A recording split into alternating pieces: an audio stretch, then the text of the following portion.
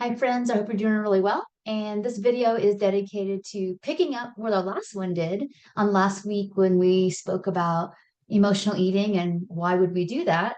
A reader asked us this question is, even though when I'm full, why do I keep eating? What? I don't understand. Um, Even though I know better, why can't I stop doing that?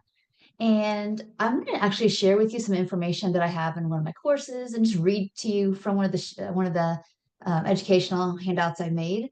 And then we're going to pop back to this screen. So just hang in there with me while we hang out together and learn some new stuff. So maybe some of you really know this information, maybe you don't, but I'm excited to share it with you a little bit. Just keep in mind, we are not going to go into the totality of how this works. I'm not going to read this whole thing, but I do want to share with you a bit.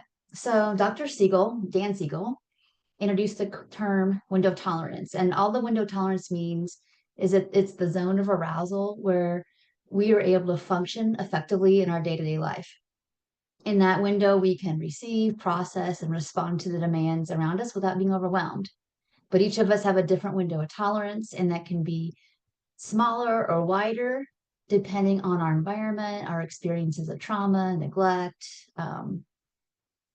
just in general, maybe our temperaments and other factors that contribute to our sense of safety. It's not just physical safety, but emotional safety, things like that.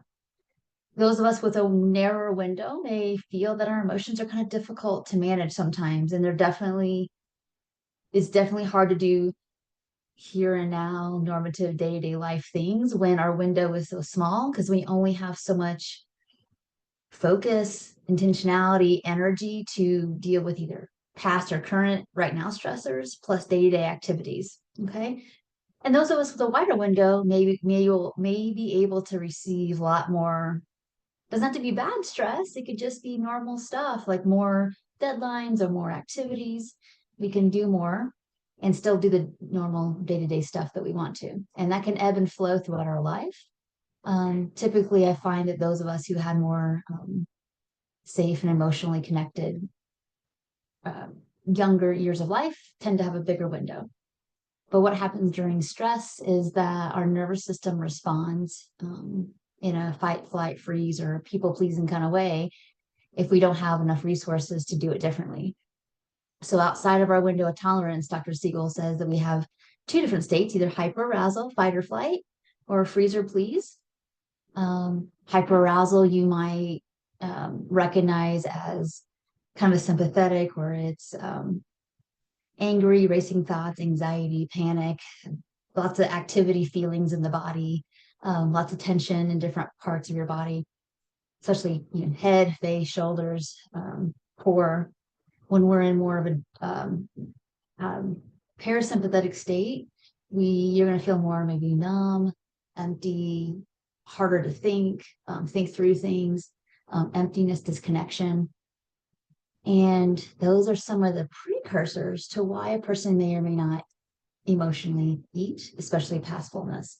So think about in your circumstance, when you feel any of that hyperarousal, is your pattern since, let's say, youngsterhood or teens or 20s too, for whatever the provocation is? It could be directly diet culture and body shaming, or it could be other aloneness, overwhelm, neglect, abuse, whatever's happened to you.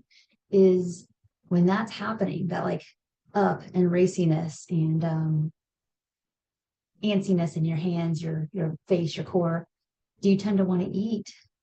And that changes your state somewhere else, like more down, more slow. What happens to you? If you tend to be in this kind of more foggy, kind of slow, I don't know how I can't kind of state. Do you eat to feel something and you don't really even notice you're really full until instead of being comfortably full with a little bit of pressure, you're like really stuffed? What I'm trying to get at here is the main reasons that we eat past fullness is that we're trying to change our state from one of some kind of overwhelm, either too much or not enough, feeling relatively safe inside. So those are the main reasons that we do that. Now, your particular reasons are really just part of inside you, your memory system of what specific thoughts and feelings and memories and circumstances and sensations trigger those threat responses that are overcoupled with eating.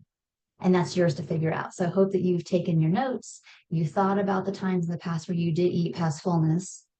Did it get triggered by some kind of negative thinking around yourself, your self-concept, personalizing what other people still maybe think or don't think about you, and your body or your health? Is it day-to-day stuff where there's some beliefs that there's no way out of it, and so eating is just a temporary, um, again, to shift that state.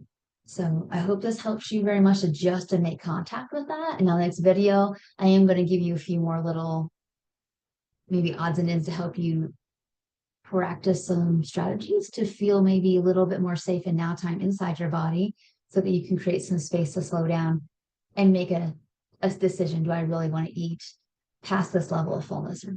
So thank you so much for watching, and we'll see you in the next one. Bye for now.